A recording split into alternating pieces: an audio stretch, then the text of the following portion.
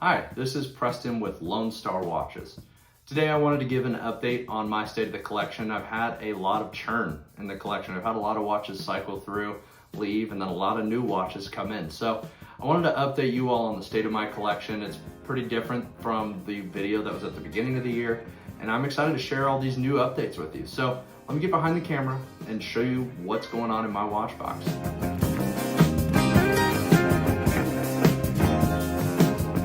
So we're gonna start with this first watch. This is my Tudor Pelagos. It is the original Pelagos, the 42 millimeter.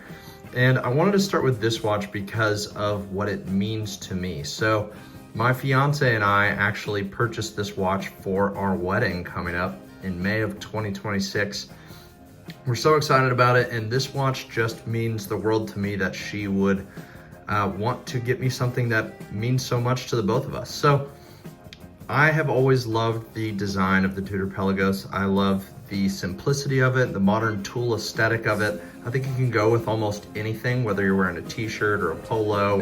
It just goes with everything that I wear and is a perfect everyday watch. It's tough. It's got 500 meters of water resistance, which I'll never even sniff, but I just think the design of this watch is so cool. I love the bracelet, even with all its scratches, and just think the bezel action is so good, and it's just something that I really enjoy, and I'm so proud of being able to own this watch. It's something that I've always lusted after ever since getting into the hobby, and I'm so proud to own this watch. I will never be getting rid of it. I purchased this watch on Watchfinders for 3,500 bucks with box and paper, so I was pretty happy with that purchase, and think if you can get it for that price, that's a great deal. Moving on to the next watch, this is my Omega Seamaster Deville in 14 karat gold. Now, the way I got this watch was a little bit funny. So if you watched my previous state of the collection at the beginning of the year, I actually had a Hamilton khaki field Murph 38 that I bought for $350 on Facebook Marketplace. I liked it, but the lack of anti-reflective coating and just my overall love for the watch was just more so on the overall style. And when I wore it day to day, it just wasn't my favorite watch. So I listed it on Facebook Marketplace, and a man who owns a custom putter shop in Dallas actually hit me up and said he would be willing to trade this Omega right here with the original crown, original crystal, original dial, everything for that Hamilton straight up. Obviously I took him on it, and I absolutely love this. This is my favorite dress piece that I own. I don't see myself getting rid of it anytime soon.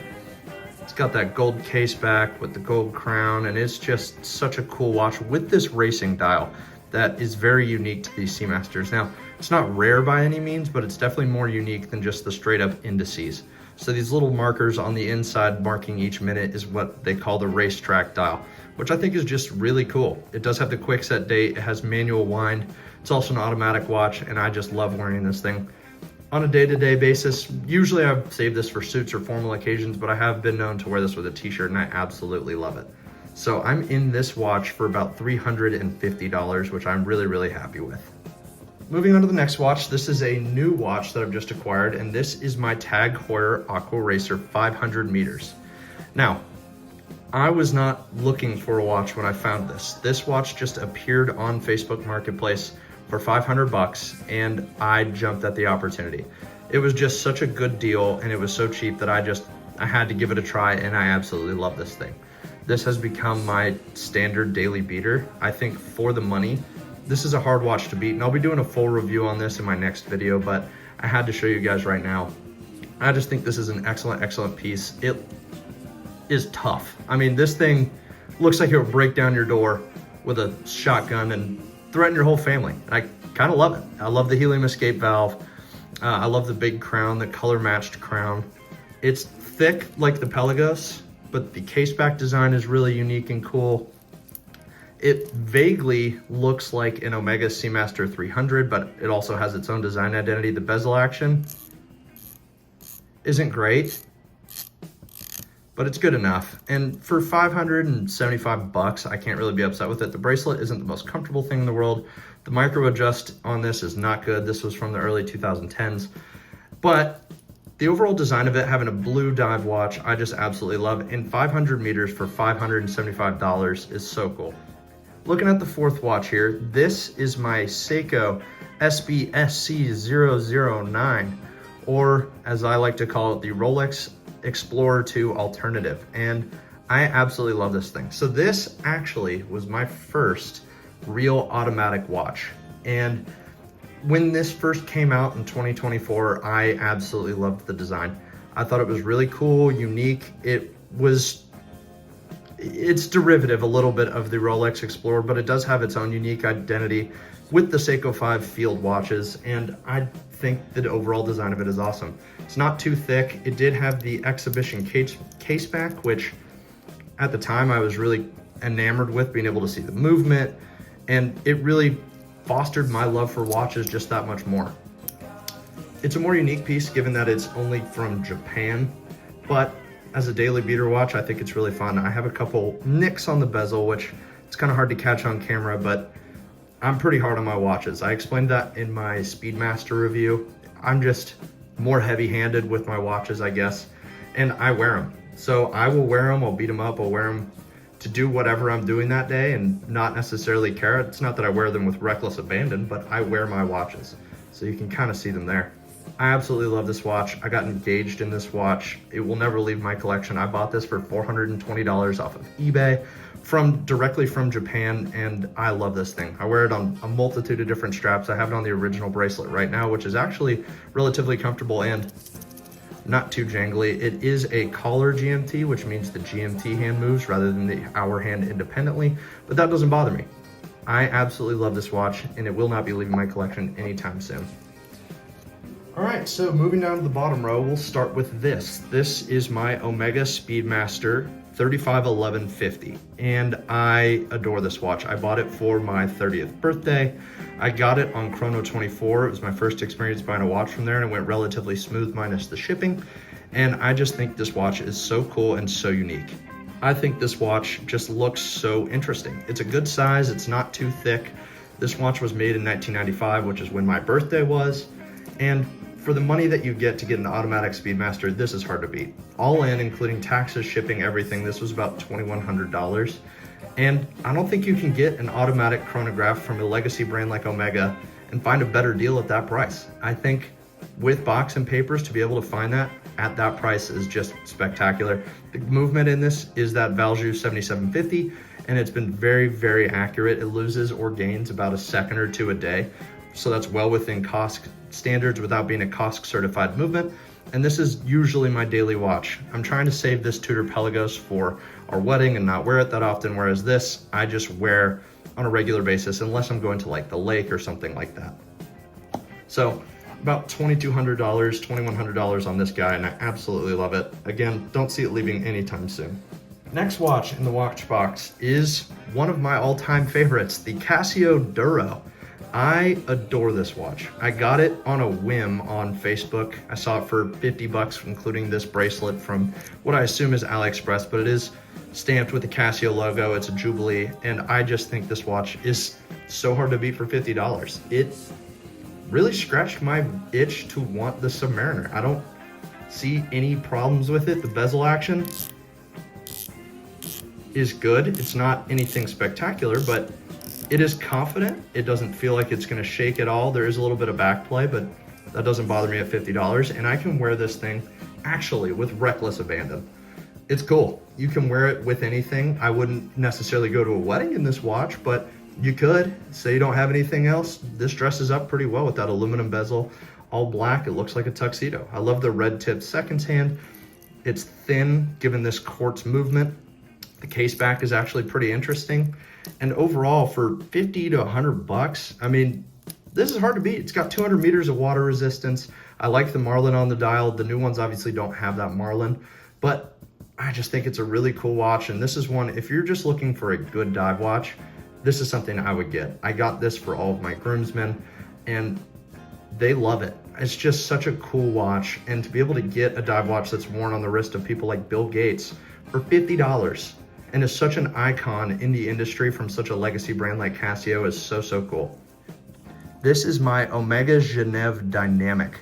Now, this watch I actually bought in Carmel. I was there, that's where our wedding is gonna be. And we were just walking around shopping, and My fiance was looking and shopping for herself, getting some hats, getting some cool clothes, and I wanted a watch to remember it with. And I went into a men's vintage store and found this sitting there. So he had it listed for $375, and you can see it still has the original Omega crystal on it. It is in stupendously amazing condition. I mean, there's almost no nicks on the case except for that one right there. The crystal is superbly clear. The dial is lined up and straight, which is hard to find on these, especially when movements are serviced. They don't necessarily get re-encased straight on, which is a frustrating thing. And to be able to buy this for $375 was a steal. I absolutely love this watch. It's very unique looking. I'll do a full review on it if you guys want. You guys didn't tend to like the Seamaster Deville review, which is fine. But this is something I intend on making a review of. It's just so cool and so unique. So the actual design was made to be the most comfortable watch in the world at the time. They did the ergonomics of the wrist, and they actually designed this watch to fit with the ergonomics of your wrist. And it's just such a cool, unique piece and gets so many compliments whenever I wear it. The bracelet is a little jangly, but this again is a late 60s, early 70s watch. It's automatic, it's waterproof. It's the Geneve dynamic. It's got this big day date window with the magnifier underneath the crystal, and is in just such great condition and is so fun to wear. It's gray dial with the orange minute markers, and the orange minute hand or seconds hand is just so cool. I absolutely love this thing. And again, for $375, you can't beat it. You just can't beat it. So the final watch in the watch box that I don't normally keep in the watch box transparently is this. This is my Casio G-Shock DW5600. This watch is my workout watch. It's when I go and ride my bike, I'll wear this watch, or if I'm going to time a workout or something, go swimming.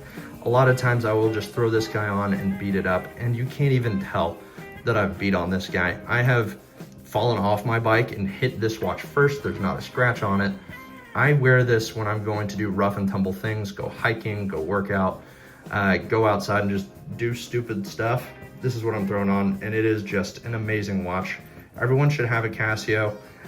I think G-Shocks are really cool. I don't think everybody has to have a G-Shock, but if you want an interesting, cool watch for not a lot of money, a G-Shock is really hard to beat.